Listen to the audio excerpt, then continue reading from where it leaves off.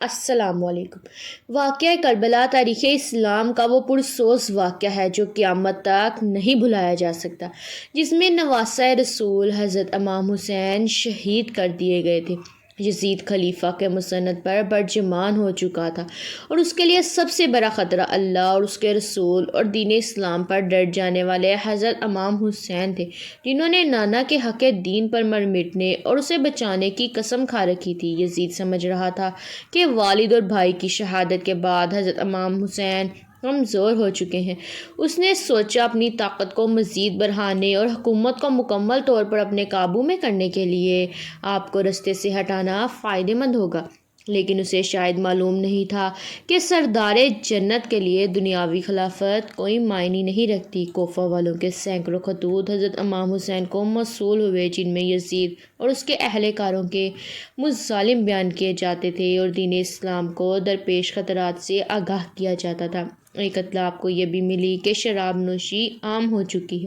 اپنے والد امیر المومنین حضرت علی کی جائے شہادت پر جانے اور اپنے لوگوں کی رہنمائی کے لیے آپ نے مدینہ سے کوفہ جانے کا فیصلہ کیا۔ کوفہ کی طرف روانگی۔ چنانچہ رجب سن 60 ہجری کو آپ رضی اللہ تعالیٰ عنہ اپنے 72 ساتھیوں کے ساتھ مدینہ سے کوفہ کی طرف روانہ ہوئے۔ براستہ مکہ حضرت امام حسین اپنے 18 اہل بیت اور 50 اصحاب کے ساتھ کربلا پہنچے۔ 8 ذی الحجہ کو آپ کو کوفہ والوں کی شکنی کا اندازہ اس وقت ہو چکا تھا جب آپ نے اپنے چچا زاد بھائی مسلم بن عقیل کی شہادت کی خبر سنی، لیکن آپ نے اپنا سفر جاری رکھا۔ شاید آپ اپنے نانا حضرت محمد صلی اللہ علیہ وآلہ وسلم کی اس پیشن گوئی کا انتظار کر رہے تھے، جس کا ذکر حضرت محمد صلی اللہ علیہ وآلہ وسلم نے اپنی زوجہ حضرت ام سلمہ سے کیا تھا۔ بخاری شریف کی روایت کے مطابق آپ نے ام سلمہ کو مٹی دی اور کہا تھا، یہ کربلا کی مٹی ہے، جب یہ سرخ ہو جائے تو سمجھ لینا میرے جگر کا گوشہ اور میرے گھر کا پھول حسین ابن علی شہید کا مقام کربلا۔ حضرت امام حسین رضی اللہ تعالیٰ عنہ اہل بیت کے ہمراہ 2 محرم الحرام سن 61 ہجری کو کربلا پہنچے۔ بعض روایات میں آتا ہے کہ جب آپ کی سواری کربلا کے ریگستان میں پہنچی تو آپ کے گھوڑے پر ایک عجیب سی کیفیت طاری تھی، جسے وہ یہاں سے آپ کو لے کر دور بھاگنا چاہتا ہو۔ آپ نے پوچھا، یہ کون سا مقام ہے؟ تو معلوم ہوا یہ سرزمین کربلا ہے۔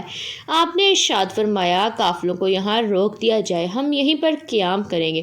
اصحاب نے آپ کے حکم کی تعمیل کی اور کربلا کے بنجر ریگستان میں خیمے لگا دیے۔ امام حسین رضی اللہ تعالیٰ عنہ کی دعا۔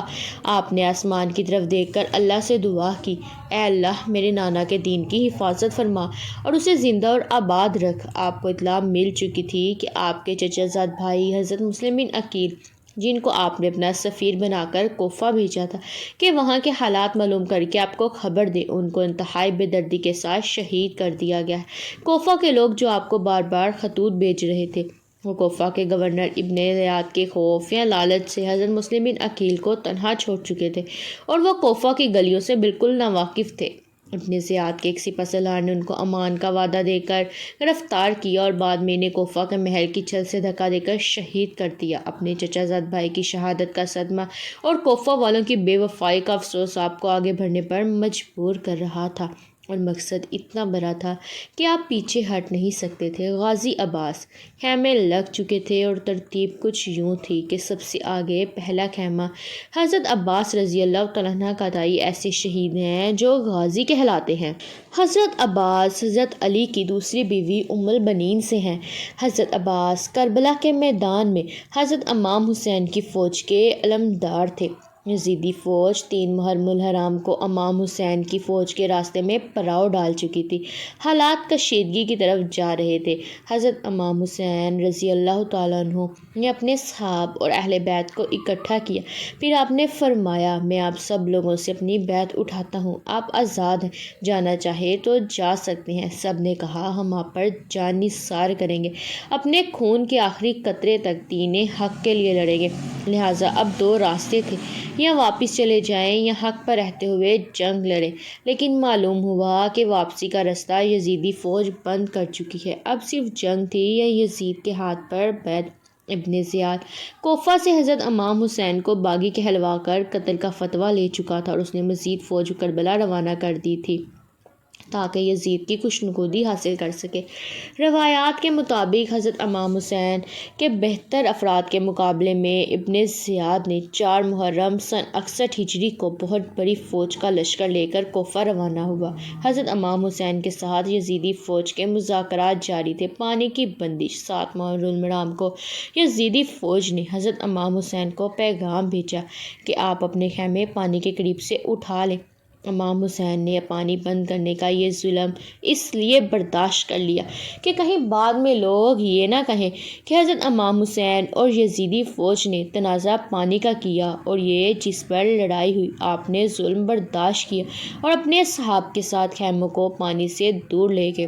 ربتے صحرا میں سب لوگ پانی کی پیاس سے تڑپنے لگے۔ لوگوں نے پانی کا تقاضا کیا لیکن یزیدی فوج نے امام حسین رضی اللہ تعالیٰ عنہ پر پانی بند کر دیا۔ امام حسین کسی صورت بھی یزید کے ہاتھ پر بیعت کرنے کو تیار نہ۔ آپ نے فرمایا ہمارا رستہ چھوڑ دو، ہم کوفہ یا کہیں اور چلے جاتے ہیں۔ لیکن یزیدی فوج کسی بدقسمت جانور کی طرح طاقت کے نشے میں چور تھی۔ اس کے سربراہ نے کہا 2 ہی راستے ہیں، آپ یا تو بیعت کر لیں یا جنگ کے لیے تیار ہو جائیں۔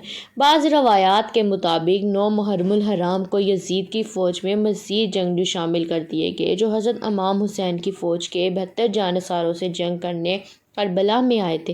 9 محرم الحرام کی رات حضرت امام حسین کو یقین ہو گیا کہ یزیدی فوج آپ کا خون بہانے کے درپے ہے۔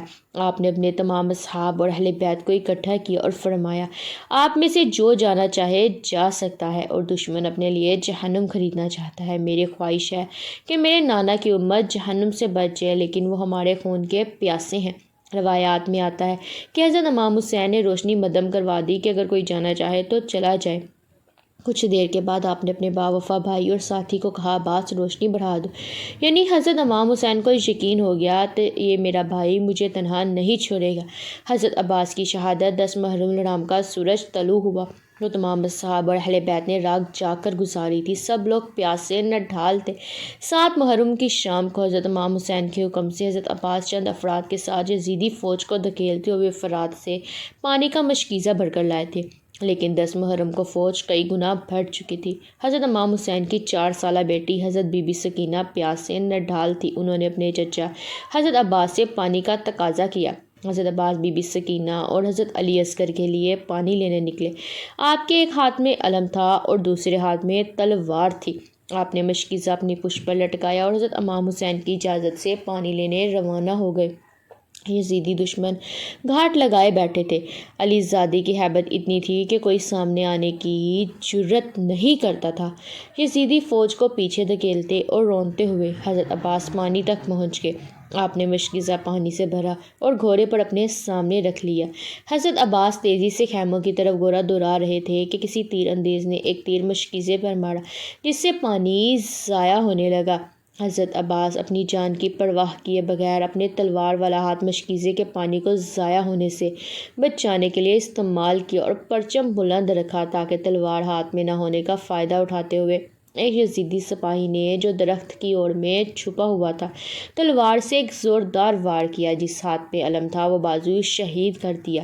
حضرت عباس رضی اللہ تعالیٰ عنہ نے درد کی شدت کے باوجود علم دوسرے ہاتھ میں تھام لیا۔ چند تیر مشکیزے پر لگے، پانی تیزی کے ساتھ ضائع ہونے لگا۔ اسی اثناء میں آپ کا دوسرا بازو بھی شہید کر دیا گیا۔ علی زادے کو بے دردی سے زخمی کر دیا گیا اور آپ کے دونوں بازو شہید ہو چکے تھے لیکن آپ ابھی زندہ تھے۔ شاید اسی نسبت سے آپ کو غازی کا لقب دیا جاتا ہے۔ ایک بکبد نے پیچھے سے آپ کے سر پر پرچی کی ضرب لگائی اور آپ شہید ہو گئے۔ ایک ایک کر کے تمام اصحاب آپ پر جانیں قربان کر رہے تھے۔ امام حسین ان ظالموں کو آخر تک یہی ترغیب دیتے رہے کہ اے ظالموں، کیوں اپنے لیے جہنم خریدتے ہو؟ مگر آپ کی ایک نہ مانی گئی اور ایک ایک کر کے آپ کے سبھی ساتھیوں کو شہید کیا جا رہا تھا۔ حضرت امام حسین رضی اللہ تعالیٰ عنہ کی شہادت۔ آخر آپ لڑنے کے لیے کربلا کے میدان میں اترے اور یزیدی فوج کی صفیں الٹ دی۔ نواسۂ رسول قہر بن کر یزیدی فوج پر ٹوٹے۔ 10 محرم الحرام عصر کی نماز کا وقت ہوا آپ گھوڑے پر سے اترے، ریت سے تیمم کیا اور نماز کے لیے کھڑے ہو گئے۔ یزیدی فوج کے بزدل سپاہی جو قریب ہی منڈلا رہے تھے اور حملہ کرنے کی جرأت نہیں کرتے تھے، حضرت امام حسین کے نماز میں مصروف ہونے کی وجہ سے آپ پر حملہ کرنے کی جرأت کر پائے اور چاروں طرف سے آپ پر تیروں کی برسات کر دی۔ نماز میں مصروف ہونے کی وجہ سے حضرت امام حسین کو تیروں کی تکلیف کا اندازہ نہیں تھا۔ یزیدی کو شاید معلوم نہیں تھا کہ یہ علی زادہ ہے، اور حضرت علی بھی نماز میں مشغول ہوتے تو اس قدر خدا کی یاد میں ڈوب جاتے کہ تکلیف کا اندازہ نہیں ہوتا تھا۔ شاید اسی لیے جب حضرت امام حسین رضی اللہ تعالیٰ عنہ سجدے میں گئے تو شمر نے اپنی تلوار کی ضرب سے آپ کا سر مبارک جسم سے الگ کر دیا اور اس کو نیزے پہ بلند کیا۔ حضرت زینب رضی اللہ تعالیٰ عنہ یہ سارا منظر دیکھ رہی تھیں۔ خیموں سے بیبیوں کے رونے کی آواز آئی تو یزیدی فوجوں نے خیموں کو آگ لگا دی۔